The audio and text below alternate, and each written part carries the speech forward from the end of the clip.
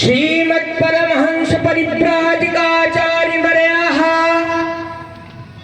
पदवाक्य प्रमाण पारावारपारिणाः यमनियमासन प्राणायाम प्रत्याहार धारणा ध्यान समाधिष्ठांग योगानुष्ठान निष्ठाः तपश्चर्या शरण चक्रवर्तिनः अनादि गुरु परंपरा प्राप्त वैदिक धर्म प्रचारण परायणाः सालू भाभी सकल दर्शन समन्वित वेद वेदांत सिद्धांत प्रतिपादिकाचार्याः निगमागम सार हृदयाः सर्वतंत्र सुतंत्राः वर्णाश्रम सदाचार शिक्षकाः अखंड भूमंडलाचार्याः अनंत श्री विभूषित श्रीमद आद्य शंकराचार्य भगवत्पाद स्थापित मर्यादा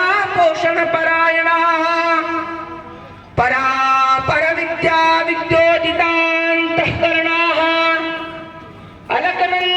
अलकनन्दातीरवासिनः श्रीवत्री नारायण समाराधन मानसाः श्री ज्योतिरीश्वर सहित मूलाम्बोपासकाः उत्तराम्नाय ज्योतिर्मठाधीश्वराः अनंत श्री विभूषित जगद्गुरु शंकराचार्य परमाराध्यः परम धर्माधीशः श्री अभिमुक्तेश्वरानंद सरस्वती स्वामी वर्याः विजयन्ते तराम।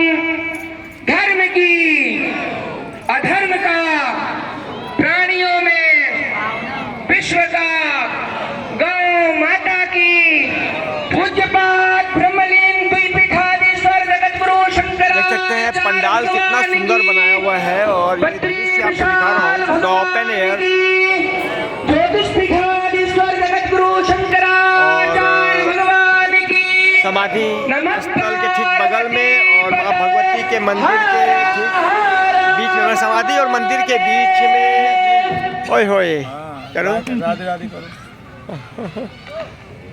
जय हो पूर्णेन्दु सुंदरमुखि प्रतिभाविरामे वामे विदेशु वचसां वचसा विरामे वीरवाणवाणि लोग सब देख रहे हैं क्या कर रहे हैं आप हाँ हाँ हाँ जगद्गुरु शंकराचार्य भगवान की जय। वो डिस्टर्ब हो जाएंगे। सबके हाथों में एक एक पहुंच चुका है क्यों सबके हाथों में पहुंच चुका है एक एक हाँ सचिन भैया करो ऐसे हाँ अब ठीक है राम जय जय राम। चलिए बहुत सुंदर है रखिएगा इसको मंडाइएगा बहुत अच्छा बनाया वेल डन धर्म की जय हो अधर्म का नाश हो प्राणियों में सद्भावना हो जय हो कल्याण हो ओ माता की जय हो नमः पार्वती फतेह अश्वनी भाई एक हाथ उठाया अश्वनी भाई ने दो की जगह अनिल भैया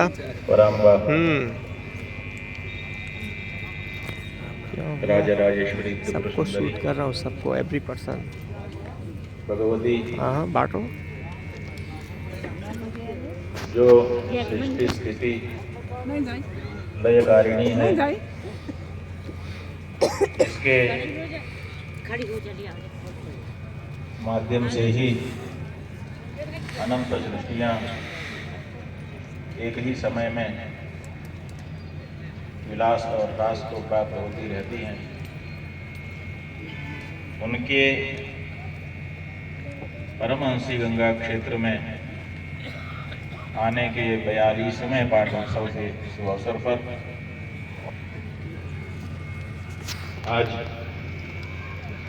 ये कार्यक्रम संपन्न हो रहा है, जिसमें हम सब पश्चिमान्नाय द्वारका शारदा पीठ के पूज्यपाद जगत गुरु शंकराचार्य जी महाराज का पावन दर्शन कर रहे हैं और थोड़ी देर में ही उनके शुभाशीर्वाद शुभाशीर्वचन वचन भी प्राप्त करने वाले हैं। इसी अवसर पर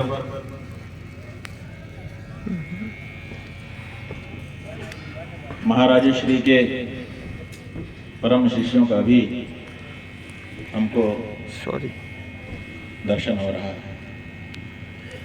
चाहे वो अग्निपीठाधीश्वर आचार्य महामंडलेश्वर ब्रह्मर्षि रामकृष्णानंद जी महाराज हों, चाहे उनकी क्रिया शक्ति के रूप में प्रसिद्ध उनके निजी सचिव ब्रह्मचारी सुबुद्धानंद जी महाराज हों,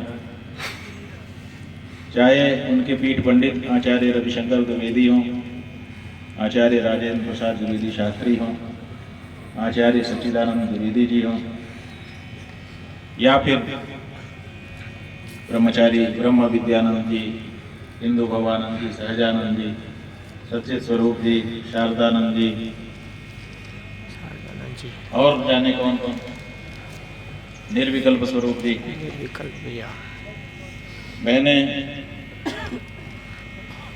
नीलमणि शास्त्री जी, लक्ष्मीमणि शास्त्री जी, पूर्णांबा, शारदांबा और उनके गृहस्थ शिष्यगण, जिनमें इस समय तो यहाँ हमारे MP प्रजापति जी, नर्मदा प्रसाद प्रजापति जी और ठाकुर रजनीश सिंह जी दिखाई दे रहे हैं, और भी अनेक विज्ञजन यहाँ बैठे हुए हैं। ये सुंदर समायोजन आज यहाँ पर हो रहा है।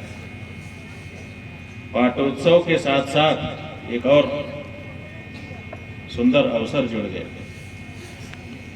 हम लोग थोड़ा सा भ्रमित थे, गुरुजी के पर्व अलग दिन आ रहे थे, परम्बा राजराजेश्वरी के पर्व अलग दिन आ रहे थे, सोच रहे थे कि अलग अलग दोनों के पर्व कैसे मनाए जाएं, लेकिन ये हमारे द्वारका महाराज श्री का हम सबको बड़ा योगदान है कि उन्होंने भगवती के पाटोत्सव के दिन ही शंकराचार्य जी महाराज का भी आविर्भाव महोत्सव यहाँ पर आरंभ किया। आविर्भाव महोत्सव इसलिए कह रहे हैं क्योंकि ऐसा अनुभव लोगों का देखा गया। इस अनुभव को स्वर दिया आदरणीय बहन नीलमणि शास्त्री जी ने।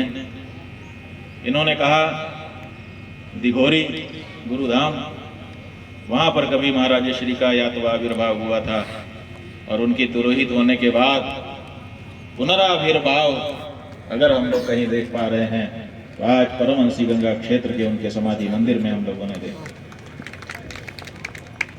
इसलिए ये आज एक तरह का उनका पुनः आविर्भाव महोत्सव।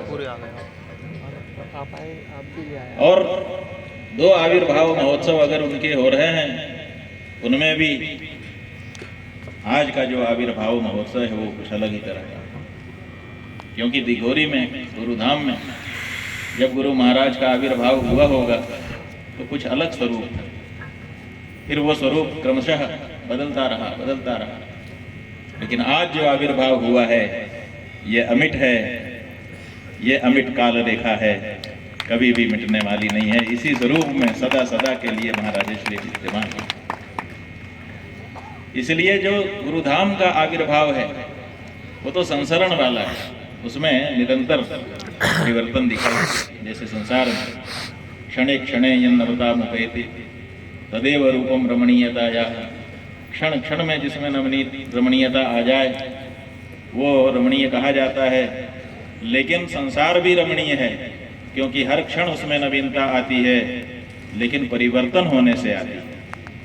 लेकिन कोई परिवर्तन ना हो और उसमें भी रमणीयता आ जाए, वो जो रमणीयता है उसकी बात ही अलग होती है।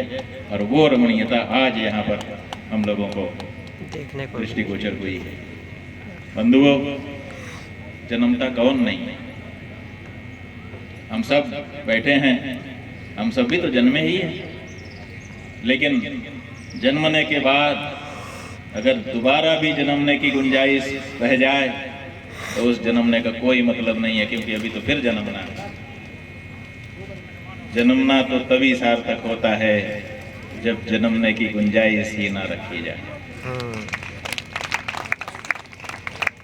निगम कल्प तरोर गलितम फलम शुक मुखादमृतद्रव संयुतम पिबत भागवतम रसमालयम मुहुरहो रसिका भूवि भावुका। भागवत जी के बारे में हमारे द्विवेदी जी आदि विद्वज्जन बताते हैं कि इसमें गुठली और छिलका नहीं है, ऐसा ये फल है। रसमालय, केवल रस ही रस है, न गुठली है न छिलका। तो गुठली छिलका नहीं है, इसका मतलब क्या हुआ? इसका मतलब यही हुआ कि इसमें पुनर्जन्म की संभावना नहीं है, ये निर्बीज फल है। बाकी जितने भी फल होते हैं उनमें बीज होता है, और बीज होने का मतलब उसमें अभी पुनर्जन्म की संभावना, फिर से पेड़ बनेगा, फिर से फल फलेगा, फिर उसमें बीज होगा, फिर उस बीज से फिर फल बनेगा, और फिर उससे अंकुर निकलेगा, फिर पेड़ बनेगा, और यही क्रम चलता चला जाएगा। लेकिन अगर किसी फल में केवल रस ही रस हो, इसका मतलब वो निर्बीज हो। ये जो निर्बीज हो जाने की प्रक्रिया है, इस प्रक्रिया को हमारे गुरु जी ने जी करके दिखा दिया, और ये समाधि मंदिर उसी का उदाहरण है। आज गीता जयंती भी है, गीता जयंती, इसलिए गीता जी से अगर अपने लोग देखना चाहें इसी घटना को, 11/12/24 तो अपने लोग देख सकते हैं। गुरु जी वहाँ का जन्म चौथे अध्याय में दिन जन्म भगवान जब ने हुआ था बताया वो डेट है कि 2/9/1924। जो गतसंग फिर है बता रहा हूँ संग हो गया, मुक्त हो गया। 2/9/1924 और यज्ञाय 9/11/2022 जिसके कर्म हो गए, 9/11 केवल कर्तव्य बुद्धि से कर्म करता है, मैंने 11/9/2022 मैंने 11 तारीख 9वां महीना प्रविलीन हो जाने का मतलब क्या है? 2022 जब कर्म है तो वो विलीन क्यों हो जाएंगे, फिर से क्यों नहीं निकलेंगे? तो आगे बताया, और ब्रह्मार्पणम ब्रह्मविहि गुरु जी की समाधि का लोकार्पण ब्रह्मैव तेन गंतव्यम ब्रह्म कर्म 11 तारीख 12वां महीना ये ऐसा यज्ञ है 11 दिसंबर जिसमें 2024 जो सुवा और सृज है वो भी ब्रह्म है, 11 दिसंबर जो हवन 2024 सामग्री है वो भी ब्रह्म है, जो आहुति दी जा रही है वो आहुति भी ब्रह्म है, आहुति को देने वाला भी ब्रह्म है, और इन सब के द्वारा जो यज्ञ हो रहा है उस यज्ञ का फल भी ब्रह्म ही है। ब्रह्मार्पणम ब्रह्म हविः ब्रह्माग्नौ ब्रह्मणाहुतम। सब किया, लेकिन सब करने का फल क्या है? ब्रह्मैव तेन गंतव्यम ब्रह्म कर्म समाधिना। यहाँ समाधि शब्द का प्रयोग हुआ। समाधि शब्द का मतलब यहाँ पर निर्बीज समाधि से है। असली फल जीवन का यही है।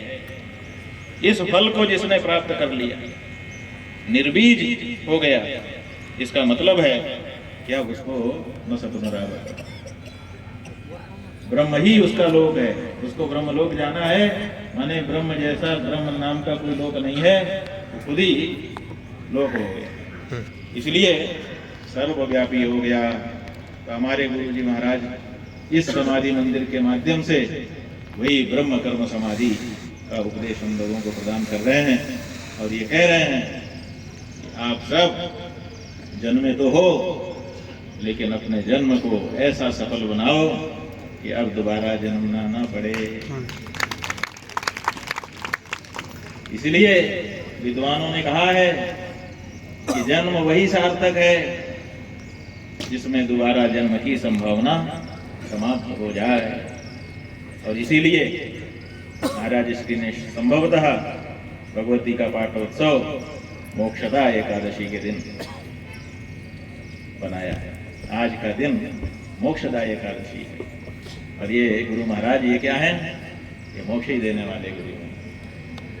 इसलिए ये मुक्ति के साथ साथ मुक्ति देते हैं। श्री विद्या की साधना में मुक्ति मुक्ति दोनों हाथ में लड्डू हैं, मुक्ति भी मुक्ति भी। तो ये मुक्ति मुक्ति दोनों मिलेगी यहाँ पर। इसीलिए यहाँ पर पराम्बा राजराजेश्वरी विराज रही हैं, उनका आज पाठ उत्सव मनाया जा रहा है।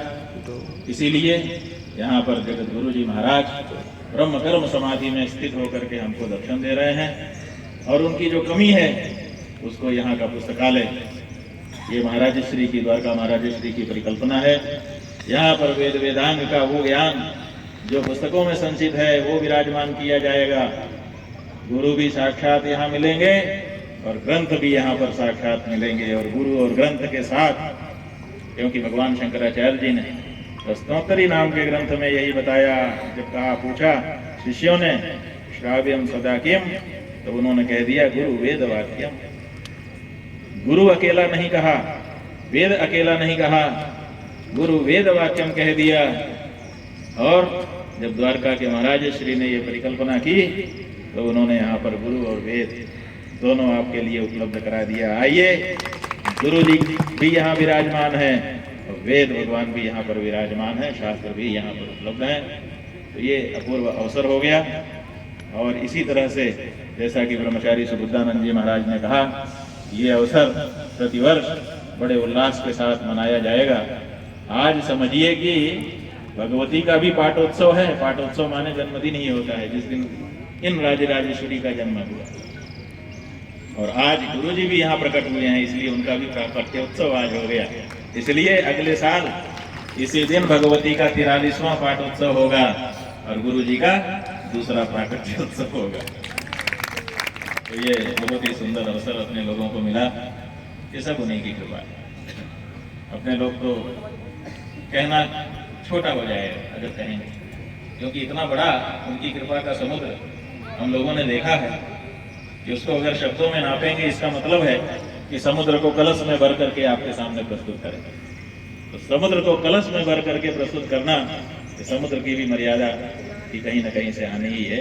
इसलिए संकेत मात्र से उसकी इयत्ता का बोध करा देना, ये कोई छोटी बात नहीं है। महाराज श्री ने जो कृपा वर्षा अपने लोगों पर की है वो अलग ही। इसीलिए एक बार हमने उनसे पूछा था कि महाराज श्री, ये जो श्री विद्या है आप जो मांगता है उसी को दे देते हैं, जाने कितने लोगों को दे रहे हैं। कहा है राज्यम देयम शिरो देयम न दे, राज्य दे दे, सिर दे दे, न दे इसको, और आप जो मांगता है उसी को दे देते हैं। तो उन्होंने हमारी ओर देखा गौर से, मुस्कुराए और कहा कि शास्त्र नाम में पढ़ा नहीं, आबालगों को विदिता भी तो है। आबालगों को विदिता, छोटे छोटे बच्चे और बड़े बूढ़े आपके द्वारा यह विदिता है। तो इसलिए केवल एक तरफ से मत सोचो, ये भी सोचो। और फिर उन्होंने कहा कि हम तो उस किसान की तरह से हैं, मुट्ठी में अनाज लेके ऐसे छिड़क देते हैं, जहाँ उर्वर भूमि होगी वहाँ फसल उग करके और बढ़ जाएगी, और जहाँ उर्वर भूमि नहीं होगी दाना बह रहा सूखता रहेगा, चिड़िया आकर के चुन के चली जाएगी। हमारे चेले जो जिस योग्य होंगे उसी रूप में हमारी विद्या को बढ़ाएंगे, घटाएंगे। और बात सही है, हम लोग देख रहे हैं एक से एक शिष्य हैं महाराज श्री के, और एक से एक उनके उपक्रम है। महाराज श्री का दिया गया आशीर्वाद। एक बार कलकत्ता का एक शिष्य आया था गुरुजी के पास, वो तारा विद्या सीख रहा था। तो हमने कहा गुरुजी आप तारा विद्या भी बता रहे हैं? गौतम भाई। तो गुरुजी बोले हम तो ट्रांसफार्मर हैं, जो चाहे तार लगा करके चाहे बल्ब जला ले, चाहे पंखा चला ले, चाहे पानी की मोटर चला ले, हमसे जो पूछता है वही बताते हैं। किसी चीज के लिए ना नहीं कहा होगा। कौन सा ऐसा विषय है और कौन सी ऐसी बात है जिसके लिए गुरुजी को कभी सोचना पड़ा हो।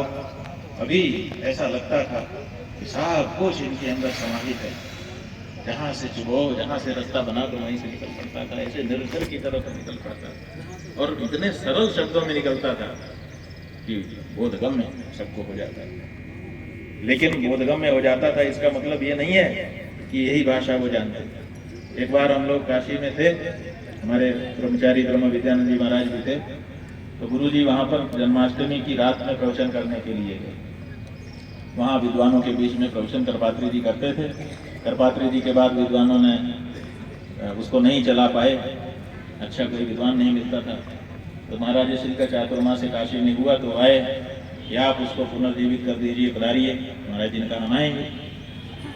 तो जैसे ही महाराज श्री वहां पहुंचे और पहुंचने के बाद एक अध्यापक थे, नाम तो हम बोल सकते हैं लेकिन बोलेंगे नहीं, जानते हैं, वो बाहर आ गए जहाँ कार्यक्रम हो रहा था उससे बाहर, और आकर के कहने हैं ये क्या बोलेंगे, ये तो रामचरितमानस बोलते हैं, हमने प्रवचन सुना कहीं देहात में सामान्य लोगों के बीच में महाराज श्री का प्रवचन हो रहा होगा, उसको सुने होंगे, वो कह रहे तो रामचरितमानस बोलेंगे, ये क्या बोलेंगे, ऐसा उस विद्वान ने कह दिया। और सागर नाम का ड्राइवर था, उसी से कह दिया, सागर वही भैया खड़ा था, और सागर ने जाके हम लोगों को बताया और हम लोगों ने गुरु जी को कह दिया कि अमुक अमुक अध्यापक हैं यहाँ पे, उन्होंने अभी अभी ये बाहर कमेंट किया। गुरु जी तो कुछ बोले नहीं, बोले ठीक है। लेकिन जब प्रवचन शुरू हुआ और उसके बाद गुरु जी ने आधा पौना घंटा तो संस्कृत में ही बोला, और उसके बाद भी जो हिंदी बोली तो संस्कृत से ज्यादा कठिन थी। हम लोगों के सिर के ऊपर से सब गुजरने लगा। हम लोगों ने कहा ये क्या हो गया, महाराज श्री आज क्या बोल रहे हैं। और उसके बाद जितने वहां पर प्रोफेसर थे वो सब खड़े हो गए और कहा कि कृपात्री जी महाराज का या तो सुना था या तो आज हम लोगों ने आंखों वाह महाराज श्री से हम लोगों ने पूछा कि आप तो इतना सरल बोलते हैं, आज आप कठिन क्यों बोल रहे हैं। बोले हम कुछ नहीं बोलते हैं, हमारे सामने जैसा व्यक्ति बैठा रहता है वैसी हमारी भाषा निकलती है।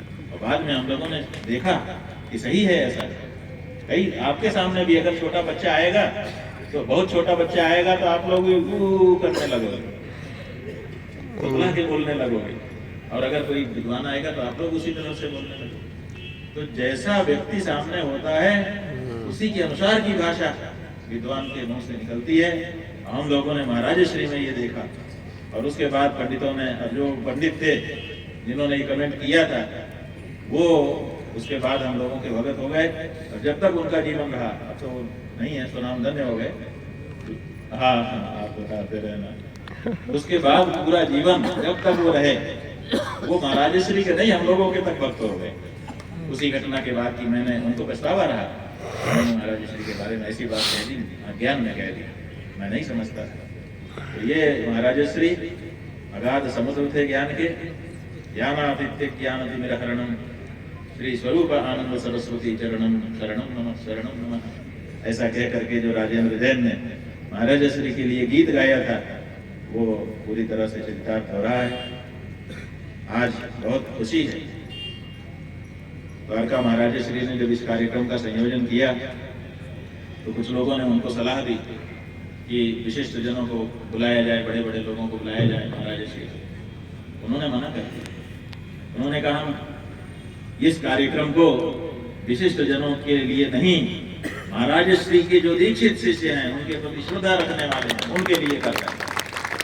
इसलिए इसमें कोई VIP नहीं आमंत्रित किया जाएगा, कोई बड़ा व्यक्ति नहीं बुलाया जाएगा।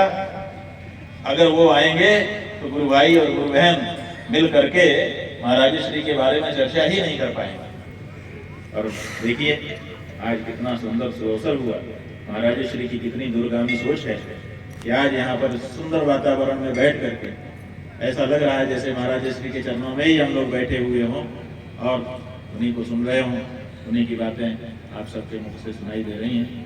बहुत ही अच्छा लग रहा है। हमने तो ये केवल कोई सी बात उनकी कहना था इसीलिए कह दी। महाराज श्री के बारे में जितना कहते जाओ कमी है। अभी भी हम लोग नई नई बातें महाराज श्री के बारे में सुन रहे हैं। 40-42 साल से उनके साथ रह करके भी अभी उनके बारे में जितना कुछ जाना सुना है उसमें अभी बहुत कुछ बाकी है। बहुत सारे लोग नई नई बात बताते हैं, तो ये उनकी अपूर्वता है। ये साक्षात आज मूर्ति में नहीं, तो साक्षात आज आकर के वहाँ पर विराजमान। हम लोग तो वहाँ थे जब हम श्रृंगी ऐसे करके कर रहे थे, तो एक बार हमने नीचे किया तो आवाज आई ऊपर, हमने ऐसे कर हम लोगों ने देखा महाराज जी बोल देते। तो साक्षात वो विराजमान है। हाँ, देखने की आंखें अलग अलग हैं। कई जगह पर मोम के पुतले बने हैं, लोग उनको सही समझ लेते हैं, और कई जगह आदमी अपने शरीर में पेंट पहन के खड़ा है, लोग उसको मूर्ति समझ लेते हैं। आप लोगों ने सोशल मीडिया में ऐसे वीडियो देखे होंगे जो नकली है उसको असली समझ लेते हैं, जो असली है उसको नकली समझ लेते हैं। ऐसा होता है ना। ऐसे ही यहाँ पे समाधि मंदिर में जो महाराज श्री का विग्रह है वो ऐसा ही है। किसी किसी को साक्षात उसमें महाराज श्री ही विराजमान दिखाई देंगे, और जो उस अभी अवस्था में नहीं पहुंचा होगा उसको मूर्ति के रूप में दर्शन जरूर देंगे। महाराज श्री कृपालु हैं, इसलिए दर्शन तो सबको देंगे, लेकिन श्रद्धा का जो स्तर होगा उसी रूप में महाराज श्री की चेतना भी उसको दिखाई देगी। बहुत अच्छा लगा। और सबसे बड़ी बात देखिए, महाराज श्री कहाँ हैं, क्या हो रहा है, चीजें हो रही हैं। अब महाराज श्री का ये कार्यक्रम आज यहाँ होना था, अमेरिका में एक विश्वनाथ नाम का व्यक्ति बैठा हुआ, हम लोग उसको नहीं जानते। अभी थोड़े दिन पहले भारत आया था तो हमसे जरूर मिला, लेकिन उसने वहां पर बैठे बैठे महाराज श्री के प्रवचनों को सुन सुन करके स्वस्वरूप विचार गंगा नाम की ये पुस्तक बना दी, जिसका विमोचन अभी महाराज श्री ने यहाँ किया। ये अमेरिका में बैठे बैठे उसने बना दिया, बना करके छपवा करके यहाँ अचलानंद जी के पास भेज दिया। और इतना ही नहीं, द्वारका महाराज श्री के प्रवचनों को सुन सुन करके उसमें से भी जो मोती है उनको निकाल लिया, और निकाल करके उसको माला जैसा गुंथित करके अमृत वचन, महाराज श्री के अमृत वचन के नाम से उसको छाप दिया। आज उसका भी वचन अमेरिका में बैठा व्यक्ति भी महाराज श्री को आज भी सुन रहा है, और सुन करके उससे बहुत कुछ मोती वाणी की प्राप्त कर रहा है। हम लोग सौभाग्यशाली हैं, लेकिन ज्यादा सौभाग्य जब हो जाता है ना, ज्यादा रोशनी होने से दिखना बंद हो जाता है। तो अगर यहाँ पर कोई ऐसा हो जिसको लगता हो कि हमको तो कुछ नहीं मिल रहा है, इसका मतलब कि वो ज्यादा नजदीक हो गया, तो उसको थोड़ा सा पीछे हट करके देखने की जरूरत है। तब महाराज श्री के महात्म्य को समझ पाएगा और अपने जीवन के को लाभान्वित कर सकेगा। भैया, मेरी बहनों, अपने लोग आज यहाँ बैठे हैं, गुरु परिवार बैठा हुआ। बस महाराज श्री जो दे के गए हैं वो यही है कि अपना एक गुरु परिवार, बृहद परिवार दे करके गए हैं। परस्पर का प्रेम हम लोगों को दे करके दे गए हैं, सौमनस से दे करके गए हैं, और अपने लोगों को इसी को बनाए और बचाए रखने की जरूरत है। इतना ही कहकर महाराज श्री का आशीर्वाद आपको सबको सदा मिले कामना करते हुए यहीं विराम ले रहे हैं। द्वारका महाराज श्री के चरणों में अपना प्रणाम निवेदित कर रहे हैं। हर हर महादेव।